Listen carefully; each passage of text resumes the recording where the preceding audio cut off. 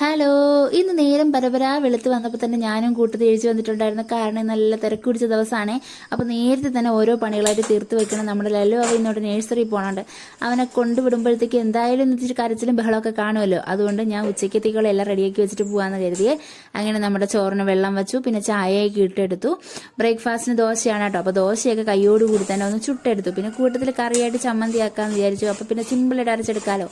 അങ്ങനെ ചമ്മന്തിക്ക് വേണ്ടിയിട്ട് തേങ്ങയൊക്കെ ഒന്ന് ചിരകി അതൊക്കെ ഒന്ന് കടുക് വറുത്തൊക്കെ എടുത്തപ്പോഴത്തേക്കും കുക്കപ്പം ബ്രഷൊക്കെ ചെയ്തു വന്നു. അങ്ങനെ അവന് ഫുഡ് കൊടുത്തു.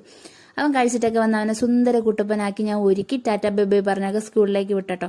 ഇനി നമുക്ക് ഉച്ചക്കത്തേക്ക് വേണ്ടി ലഞ്ചൊക്കെ റെഡിയാക്കി എടുക്കണം. അതിനുവേണ്ടി ഞാൻ ബീൻസ് വെച്ചിട്ട് ഒരു കുട്ടി തോരനും പിന്നെ കുറച്ച് മത്തി ഇരിപ്പുണ്ടായിരുന്നു കേട്ടോ. അതൊക്കെ ഒന്ന് വറുത്തൊക്കെ എടുത്തു പെട്ടെന്ന്. അത് കഴിഞ്ഞ് നമ്മുടെ ലല്ലുവാവിക്ക് ബ്രേക്ക്ഫാസ്റ്റ് കൊടുത്തു. അവരിപ്പോൾ ഇച്ചിരി മടിയാണ് കേട്ടോ കഴിക്കാൻ. പ്രത്യേകിച്ച് നഴ്സറി പോകണോണ്ടിട്ട് എന്തോ ഒരു താല്പര്യമില്ലായ്മയാണ്.